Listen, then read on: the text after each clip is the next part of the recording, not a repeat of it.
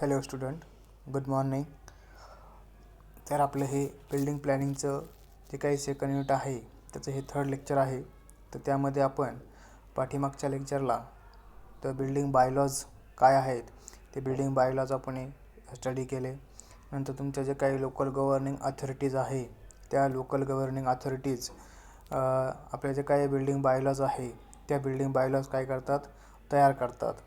तर जे काही आपण 24 बिल्डिंग बायलॉज आपण बघितले ते 24 बिल्डिंग बायलॉज जे आहे त्यांचं रूल्स अँड रेग्युलेशन फॉलो केल्यानंतर आपण जे काही बिल्डिंगचं प्लॅनिंग करतो ते बिल्डिंगचं प्लॅनिंग केल्यानंतरच आपले जे काही अप्रूव्हल आहे ते अप्रूव्हल आपण काय करू शकतो, आपण आणू शकतो. आपल्याला जर कोणतीही बिल्डिंग जी आहे ती कोणतीही बिल्डिंग जर कन्स्ट्रक्ट करायची असेल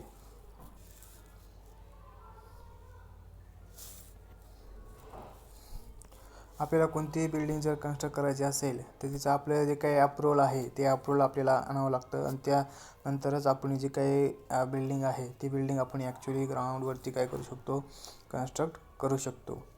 तर आता बिल्डिंग बायलॉज जे आपण बघितले त्याची नेसेसिटी काय आहे, म्हणजे गरज काय आहे ही बिल्डिंग बायलॉजची, का डिझाईन केलेले ते आपल्याला बघायचं आहे ह्या लेक्चरमध्ये. म्हणजे आपला जो काही टॉपिक आहे तो आहे तुमचा नेसेसिटी ऑफ बिल्डिंग बायलॉज.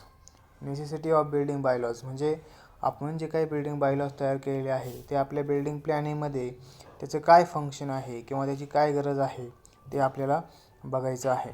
त्यामध्ये पहिलं त्याची नेसेसिटी आहे to curb the hazard growth of town or cities. म्हणजे आता बघा, आपली जी काही सिटी आहे किंवा टाउन आहे त्याची जी काही हॅझार्डस म्हणजे अनवॉन्टेड जी काही ग्रोथ आहे ती ग्रोथ काय करणं, कंट्रोल करणं हे आपलं काय आहे, आपले जे काही बिल्डिंग बायलॉज आहे त्या बिल्डिंग बायलॉजचं काय आहे, पहिलं फंक्शन आहे किंवा पहिलं ऑब्जेक्टिव्ह आहे. म्हणजे आपण जर सिटी आहे, जे काही टाउन प्लॅनर आहे त्या टाउन प्लॅनरने त्यांचे जी काही सिटीज आहे तिचं जर प्रॉपर प्लॅनिंग केलं नाही किंवा जे काही हॅझार्डस ग्रोथ म्हणजे अनवॉन्टेड तुमचं जे काही इंडस्ट्रीज असणारे, नंतर अनवॉन्टेड रेसिडेन्शियल बिल्डिंग असणारे, तर याचं जे काही अनवॉन्टेड जे काही कन्स्ट्रक्शन आहे ते अनवॉन्टेड कन्स्ट्रक्शन जर स्टॉप केलं नाही तर आपले काय होणार, जी काही सिटीज असणार आहे ते सिटीजचे काय होणार आहे, हॅझार्डस ग्रोथ होणार आहे. मग त्यामुळे त्या ठिकाणी काय होणार आहे, तुमचं जे काही बिल्डिंग्स आहे त्या बिल्डिंगचे जे काही नंबर्स आहे ते बिल्डिंग्स नंबर्स काय होणार आहे, तुमचे इन्क्रीज होणार आहे. मग तुमचा जो काही फॉरेस्ट एरिया आहे आपल्या सिटीजचा तो फॉरेस्ट एरिया काय होणार आहे, मिनिमाइज होणार आहे, कमी होणार आहे. मग हे जे अशा अनवॉन्टेड जी काही ग्रोथ आहे म्हणजे काही अनवॉन्टेड ग्रोथ आपण स्टॉप करण्यासाठी आपले जे काही बिल्डिंग बायलॉज आहे ते बिल्डिंग बायलॉज काय केलेले, तयार केलेले. नंतर सेकंड आहे तुमचं to facilitate future use of land, widening of street, controlling the ribbons development in an area. तर बघा, आपले जे काही बिल्डिंग बायलॉज आहे त्यामध्ये आपण ओपन स्पेसचा जो काही रूल्स बघितला तो ओपन स्पेसचा रूल आपण बघितला. त्यामध्ये मग तुमचं मिनिमम जे काही साईड डिस्टन्स आहे ते 3 मीटर असणार आहे साईड डिस्टन्स. नंतर रिअर मार्जिन, नंतर तुमचं जे काही फ्रंट साईड डिस्टन्स आहे त्याला आपण सेटबॅक डिस्टन्स म्हणतो.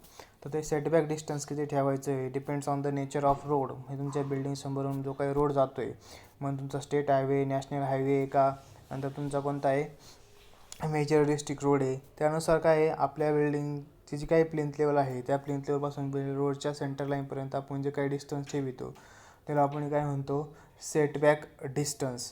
मग आता हे जे काही सेटबॅक डिस्टन्स आहे हे कसं ठेवतो आपण, मग त्यामध्ये जे काही फ्युचर यूज ऑफ लँड आहे म्हणजे तुमची जी काही लँड आहे त्या आपली जी काही लँड आहे सिटीची ती जर प्रॉपर यूज होण्यासाठी आपण काय करतो, जे काही बिल्डिंग बायलॉज आहे ते बिल्डिंग बायलॉज आपण यूज करतो. नंतर वायडनिंग ऑफ स्ट्रीट्स म्हणजे तुमचे जे काही स्ट्रीट असणारे, रोड्स असणारे त्यांचे फ्युचर ह्याच्यामध्ये काय होणार आहे, वायडनिंग होणार आहे. ते रोड काय होणार, त्यांची लेंथ किंवा विड्थ काय होणार आहे, इन्क्रीज होणार आहे.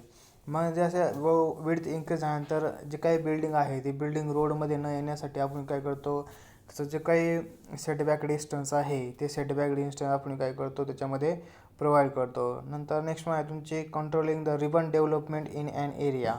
म्हणजे तुमचे जे काही एरिया आहे त्या एरियामध्ये तुमचं जे काही डेव्हलपमेंट आहे अनवॉन्टेड रिबन डेव्हलपमेंट आहे ती अनवॉन्टेड रिबन डेव्हलपमेंट काय करण्यासाठी आपण जे काही कंट्रोलिंग आहे ते कंट्रोलिंग करण्यासाठी आपण त्या ठिकाणी ते बिल्डिंग बायलॉज काय करतो, आपण त्या ठिकाणी तयार करतो.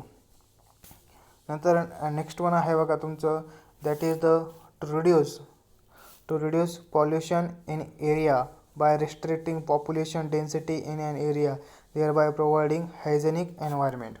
तर आता हा जो काही बायोलॉज आहे त्या बायोलॉजमध्ये आपण बघितले बघा, जे काही पॉप्युलेशन डेन्सिटी आहे, मग पॉप्युलेशन डेन्सिटी त्यामध्ये तुमचं पर हेक्टर एरियामध्ये किती 150 टेनिमेंट पर हेक्टर असं आपल्या बायोलॉजमध्ये त्यांनी सांगितलेलं आहे. मग हा जो काय बायोलॉज आहे, मग आपण जर आपल्या लँडवर किंवा आपल्या प्लॉटवर जे काही सिटीचा लँड आहे किंवा प्लॉट आहे, त्यामुळे आपण जर पॉप्युलेशन डेन्सिटी जर वाढवली, म्हणजे तुमची जी काही सिटी असणार आहे ह्या सिटीमध्ये तुमचे नंबर ऑफ पीपल जर इन्क्रीज केले तर काय होणार आहे, त्याला आपण पॉप्युलेशन डेन्सिटी म्हणतो. पॉप्युलेशन डेन्सिटी म्हणजे काय, नंबर ऑफ टेनिमेंट और number of people per unit area, त्याला आपण पॉप्युलेशन डेन्सिटी म्हणतो. मग ही जी काही पॉप्युलेशन डेन्सिटी आहे, ही पॉप्युलेशन डेन्सिटी जर इन्क्रीज झाली तर काय होणार, ऑब्वियसली त्या एरियाचं जे काही पोल्युशन आहे ते पोल्युशन वाढणार आहे. का, कारण त्या ठिकाणी तुमचं काय होणार आहे, जो काही रेसिडेन्शियल एरिया आहे त्या residential area number of peoples त्या ठिकाणी काय होणार आहे, इन्क्रीज होणार आहे. नंतर तुमचं जे काही पोल्युशन होणार आहे ते पोल्युशन त्या ठिकाणीसुद्धा काय होईल, इन्क्रीज होईल. तर ही जे काही पॉल्युशन डेन्सिटी आहे, पॉल्युशन आहे ते पोल्युशन इन्क्रीज पोल्युशन कंट्रोल करण्यासाठी आपला जो काही बायोलॉज आहे तो बायोलॉज आपण काय करतो, तयार करतो, त्याची नेसेसिटी आहे. नंतर नेक्स्ट वन आहे to ensure that every citizen will receive facilities like water supply, sanitation, ventilation, electric supply, parking and safety. म्हणजे आता जो काही पॉप्युलेशन डेन्सिटी आपण बघितली तर त्या पॉप्युलेशन डेन्सिटीचा काय यूज करतो आपण, किंवा ही पॉप्युलेशन डेन्सिटी जी आहे ही पॉप्युलेशन डेन्सिटी आपण कंट्रोलमध्ये का ठेवतो, कारण आपला कोणताही जो काही सिटीजन आहे त्या सिटीजनला राईट आहे, हक्क आहे का जे काही बेसिक फॅसिलिटीज आहे आपल्या, आपण ज्या एरियामध्ये राहतो किंवा ज्या एरियामध्ये आपण वास्तव्य करतो त्यामध्ये बेसिक फॅसिलिटी, मग तुमच्या वॉटर सप्लाय असतील, सॅनिटेशन असेल, नंतर तुमचं व्हेंटिलेशन असेल, इलेक्ट्रिक सप्लाय असेल, पार्किंग असेल, सेफ्टी असेल, ह्या ज्या काही बेसिक फॅसिलिटी आहे त्या बेसिक फॅसिलिटीचा आपण यूज घेतला पाहिजे, त्याचा आपण पुरेपूर यूज घेतला पाहिजे. हा प्रत्येक सिटीजनचा काय आहे, राईट आहे, हक्क आहे त्यांचा तो. मग जर आपण बिल्डिंग बायलॉज किंवा जे काही आपण प्रॉपर प्लॅनिंग केलं नाही with the help of building bylaws, तर म्हणजे काही ज्या एरियामध्ये पॉप्युलेशन डेन्सिटी जास्त आहे मग त्या एरियामध्ये आपण काय करू शकतो, आपली जी काही सिटीजन आहे त्या सिटीजनला आपली जे काही बेसिक फॅसिलिटी असणार आहे, मग तुमच्या वॉटर सप्लाय त्यांना व्यवस्थित भेटणार नाही, नंतर इलेक्ट्रिक सप्लाय व्यवस्थित भेटणार नाही, डेन्सिटी वाढलेली असेल, नंतर तुमचं काय असणार आहे, तुमची जी काही सेफ्टी असणार आहे, पार्किंग एरिया असणार आहे, हे प्रॉपर जे काही फॅसिलिटी आहे ह्या प्रॉपर फॅसिलिटी त्यांना भेटणार नाही. मग हे काय जे काही बेसिक फॅसिलिटी आहे ते सगळ्या जे काही सिटीजन आहे, नागरिक आहे, ते सगळ्या नागरिकांना भेटण्यासाठी आपण जे काही बिल्डिंग बायलॉज आहे ते बायलॉज काय करलेले त्या ठिकाणी तयार केले आहे. तर तुम्हाला बिल्डिंग बायलॉजची नेसेसिटी काय आहे हे नेसेसिटी तुम्हाला समजली असेल. नेक्स्ट टॉपिक आपला that is the open space requirement. Next topic आहे आपला ओपन स्पेस रिक्वायरमेंट. म्हणजे आपण जी काही बिल्डिंग आहे त्या बिल्डिंगमध्ये आपण ओपन स्पेस किती ठेवला पाहिजे, ही जी काही बिल्डिंग प्लॉट आहे आपला, नंतर ही बिल्डिंग आहे, नंतर हा जो काही स्पेस आहे हा स्पेस म्हणजे तुमचा ओपन स्पेस, म्हणजे रिक्वायरमेंट काय काय आहे, कसे आपण ओपन स्पेस ठेवला पाहिजे ते आपल्याला बघायचं आहे. The open space around the building is required to be provided to meet requirement regarding the lighting, ventilation, future expansion and approach.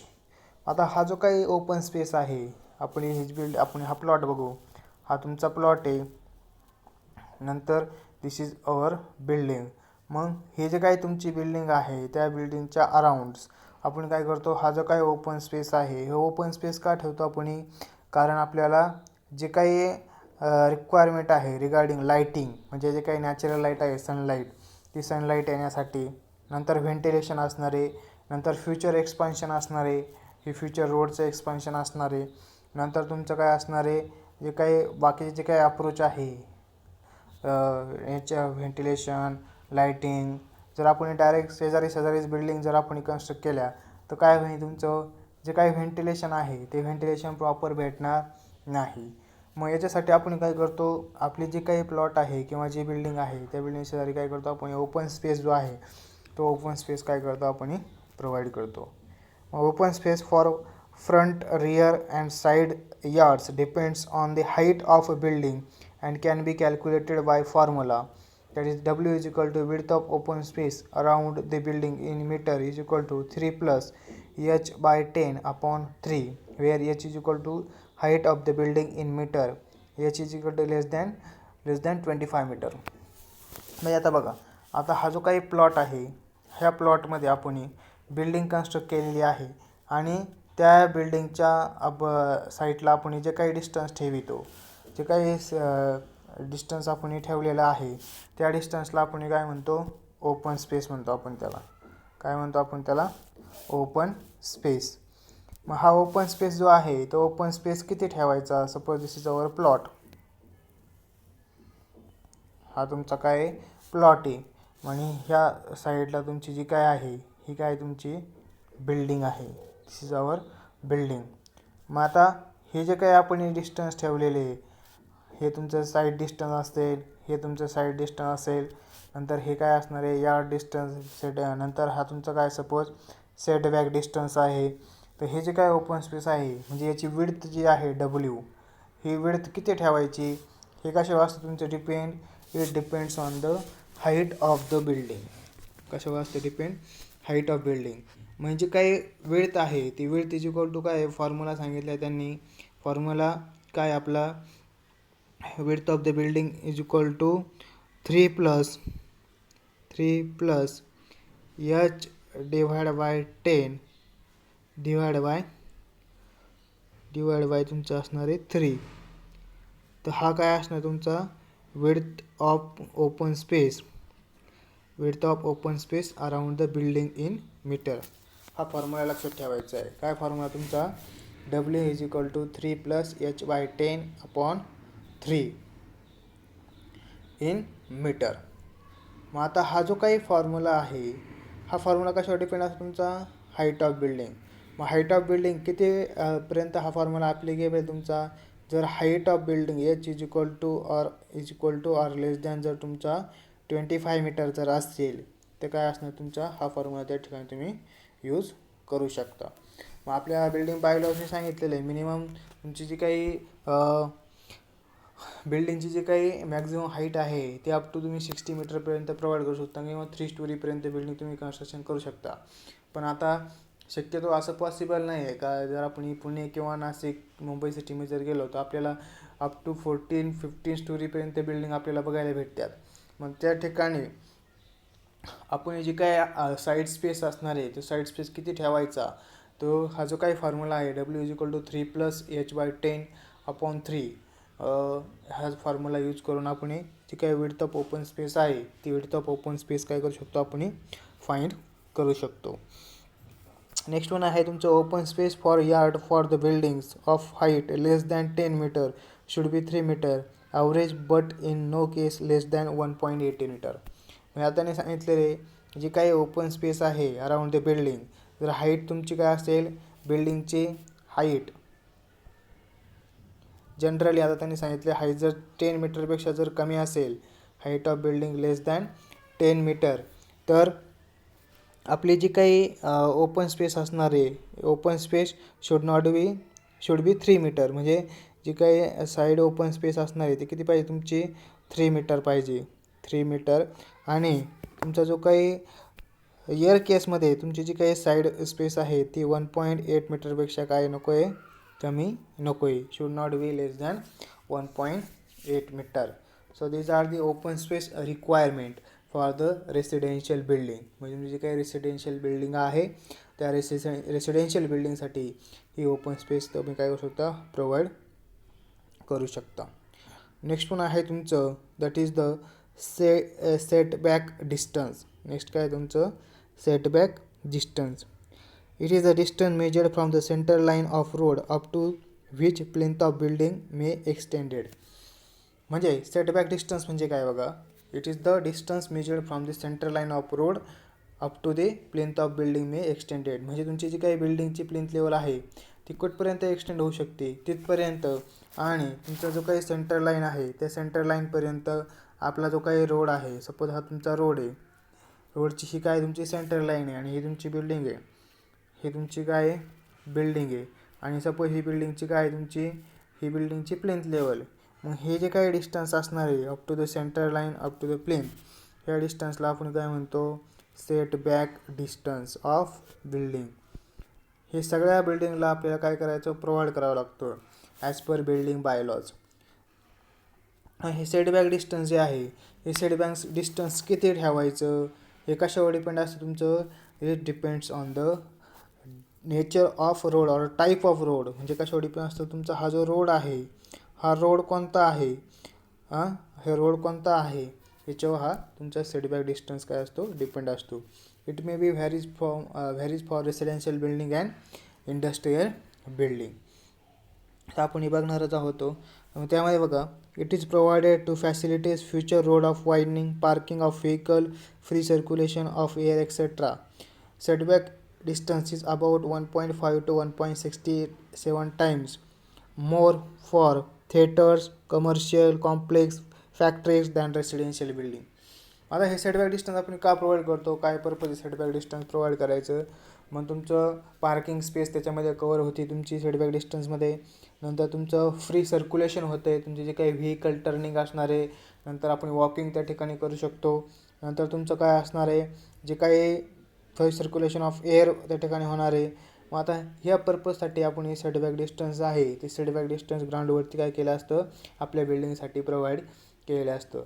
मग आता जे काही रेसिडेन्शियल बिल्डिंग आहे आणि वॉटर टाईप कमर्शियल बिल्डिंग असेल, नंतर तुमच्या थिएटर्स असतील, फॅक्टरीज असणार आहे, तर ह्या ठिकाणी जे काही पॉप्युलेशन आहे ती पॉप्युलेशन त्या ठिकाणी काय असणार आहे, जास्त असणार आहे. त्यामुळं हे जे काही बिल्डिंग आहे ह्या बिल्डिंगसाठी आपलं जे काही सेटबॅक डिस्टन्स आहे हे सेटबॅक डिस्टन्स काय केलं असतं, जास्त प्रोव्हाइड केलं असतं. मग किती प्रोव्हाइड करायचं, जेवढा आपण रेसिडेन्शियल बिल्डिंगसाठी प्रोव्हाइड करतो त्याच्या 1.5 to 1.67 Times for the commercial theatres असतील, फॅक्टरीज असतील, कॉम्प्लेक्स असतील, त्यासाठी त्यांनी काय केलं असतं, सेटबॅक डिस्टन्स प्रोव्हाइड केलं असतं.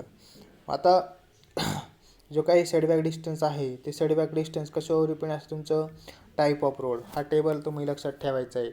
ह्या टेबलनुसार तुम्ही सेटबॅक डिस्टन्स आपण काय करतो, प्रोव्हाइड करतो. This is a important table for the building planning purpose for providing setback distance. मग आता सपोज जे काही मिनिमम सेटबॅक डिस्टन्स आहे, मग आता मिनिमम सेटबॅक डिस्टन्स बघा, तुमचं टाईप ऑफ रोड म्हणजे तुमचा व्हिलेज रोड असणार आहे. जर तुमच्या बिल्डिंगसमोरून व्हिलेज रोड जर जात असेल आणि तुमची रेसिडेन्शियल बिल्डिंग जर असेल तर तुम्हाला मिनिमम सेटबॅक डिस्टन्स किती प्रोव्हाइड करतो, 9 मीटर. त्याच ठिकाणी तुम्ही जर इंडस्ट्रियल बिल्डिंग असेल तर त्या ठिकाणी तुम्ही काय करावं लागणार आहे, 15 मीटर. म्हणजे तुमचं ह्या टेबलवरून तुम्हाला लक्षात येईल का रेसिडेन्शियल बिल्डिंगपेक्षा कमर्शियल जे काही बिल्डिंग आहे, फॅक्टरीज असणारे, इंडस्ट्री असणारे, कॉम्प्लेक्स असणारे, थिएटर्स असणारे, यांना सेटबॅक डिस्टन्स काय करावं लागतं, जास्त प्रोव्हाइड करावं लागतं. मग किती, 1.5 to 1.67 Times of that of residential building. मग आता हा जो काही ratio of column 3 to column 2 आहे, आता हे बघा हा 1.67 आपण बघितलं 1.5 to 1.67 टाईम्स. नंतर मेजर डिस्ट्रिक्ट रोड असणार आहे. मेजर डिस्ट्रिक्ट रोड जर तुमच्या बिल्डिंग समोर जात असेल आणि इथे तुमची रेसिडेन्शियल बिल्डिंग असेल तर तुम्हाला सेटबॅक डिस्टन्स किती प्रोव्हाइड करावं लागतं, 15 मीटर. आणि जर तुमचे इंडस्ट्रियल बिल्डिंग असेल तर किती, 24 मीटर. नंतर असणार तुमचे नॅशनल ऑर स्टेट हायवेज, म्हणजे तुमचे नॅशनल किंवा स्टेट हायवे जर असेल तर तुम्हाला जे काही सेटबॅक डिस्टन्स आहे minimum for residential building 30 meter आणि इंडस्ट्रियल बिल्डिंगसाठी 45 मीटर. तर या ठिकाणी हा जो काही कॉलम आहे 3 to कॉलम 2, हा कॉलम 3 to कॉलम 2 यांचा जो रेशो आहे तो रेशो किती आहे तुमचा, 1.5 to 1.67 मध्ये जाणार आहे. बघा इथं 1.5 आलेला आहे, 1.60 आलेला आहे, इथं 1.67 आलेला आहे. म्हणून याच्यावरून आपण काय ठरवू शकतो, काय आपण आयडेंटिफाय करू शकतो, जे काही कमर्शियल बिल्डिंग असणारे, रेसिडेन्शियल बिल्डिंग असणारे यांच्यासाठी आपले जे काही कॉम्प्लेक्स, थिएटर्स, इंडस्ट्री असणारे यांच्यासाठी जे काही सेटबॅक डिस्टन्स आहे ते सेटबॅक डिस्टन्स आपण ही रेसिडेन्शियल बिल्डिंगच्या 1.5 to 1.67 टाईम्स आपण काय करतो, प्रोव्हाइड करतो. सो नेक्स्ट टॉपिक आहे तुमचा height of building. Height of building म्हणजे जे काही बिल्डिंगची जी काही हाईट आहे ती बिल्डिंगची हाईट किती प्रोव्हाइड करायची ते आपल्याला बघायचं आहे. बघा, the maximum height of the building depends on the width of street on which the building is front, minimum width of rear space and vicinity of aerodromes. तर म्हणजे जे काही हाईट ऑफ बिल्डिंग आहे ते हाईट ऑफ बिल्डिंग कशावर depend आहे तुमची, depends on the width of road म्हणजे तुमची जी काही बिल्डिंग समोरून जो काही रोड पास होतोय त्या बिल्डिंग समोरून ज्या टाईपचा रोड पास झालेला आहे त्याच्यावर काय असते डिपेंड असते. मग आता सपोज तुमची जी काही विड्थ ऑफ स्ट्रीट जर लेस दॅन 8 मीटर जर असेल तर आपण जी काही मॅक्झिमम हाईट ऑफ बिल्डिंग आहे तिकडे प्रोव्हाइड करू शकतो आपण 1.5 times of 1.5 times of width of street. म्हणजे आपली जी काही रोड आहे, सपोज हा रोड आहे आणि ह्या रोडची जी काही विड्थ आहे ही विड्थ लेस दॅन काय असेल 8 मीटर जर असेल, लेस दॅन 8 मीटर, तर आपण ही जी काही ही बिल्डिंग आहे याच्यासमोर ही जी काही हाईट असणार आहे बिल्डिंगची, ही सपोज ग्राउंड लेवल तुमची ही जी काही हाईट आहे ही हाईट किती प्रोव्हाइड करू शकतो आपण, that height should be 1.5 times of width of street. म्हणजे जी काही सपोज आता 3 मीटर जर असेल तर आपण मॅक्झिमम हाईट किती प्रोव्हाइड करू शकतो 3 इंटू 1.5 म्हणजे किती आहे 4.5 मीटरपर्यंत आपण ही बिल्डिंगची हाईट या ठिकाणी आपण काय करू शकतो प्रोव्हाइड करू शकतो. आणि नेक्स्ट पण सांगितलं बघा त्यांनी, जर विड्थ ऑफ स्ट्रीट तुमची काय सांगितलं त्यांनी, विड्थ ऑफ स्ट्रीट जर तुमची 8 मीटर टू 12 मीटर असेल, ही जो काही रोड आहे ह्या रोडची जर विड्थ 8 मीटर ते 12 मीटर जर असेल तर ही जी काही हाईट आहे ही हाईट किती प्रोव्हाइड करायची त्यांनी सांगितली आहे 12 मीटर. म्हणजे आपण 12 मीटरपर्यंत ही हाईट काय करू शकतो प्रोव्हाइड करू शकतो. नंतर ग्रेटर दॅन 12 मीटर जर असेल height of width of road, he width of road जे काय आहे ग्रेटर दॅन 12 मीटर जर असेल, तर height of building should be less than 24 meter. म्हणजे ही हाईट किती पाहिजे तुमची 24 मीटरपेक्षा कमी पाहिजे. तर अशा पद्धतीने तुमची हाईट ऑफ बिल्डिंग जी आहे ती हाईट ऑफ बिल्डिंग तुम्ही काय करू शकता प्रोव्हाइड करू शकता. The provision state in 2.3.2, 2.3.3 and 2.3.4 are of the general nature. However, as per Pune Municipal Corporation rules of 1982, following provision for open space requirement, setback distance and height of buildings are given in table 2.3.3. तर बघा हे जे काय आहे आपण बघितलं 2.3.1 हा point जर बघितला, हा point necessity of building bylaws 2.3.2 म्हणजे ओपन स्पेस रिक्वायरमेंट, नंतर सेटबॅक डिस्टन्सचा पॉईंट आणि हे जो हाईट ऑफ बिल्डिंग आहे हे जनरल प्रोव्हिजन आहे. हे डिपेंड्स ऑन द हे काय आहे तुमचे जनरल प्रोव्हिजन आहे आपल्या बिल्डिंग कोडनुसार. पण जसे तुमचे म्युन्सिपल कॉर्पोरेशन काय होत रे चेंज होत राहते, त्यानुसार आपले जे काही रिक्वायरमेंट आहे ओपन स्पेस रिक्वायरमेंट असणार आहे, सेटबॅक डिस्टन्स असणार आहे, नंतर हाईट ऑफ बिल्डिंग आहे, तसे तुमचे कॉर्पोरेशन काय होणार आहे कॉर्पोरेशनसुद्धा काय होणार आहे चेंज होणार आहे.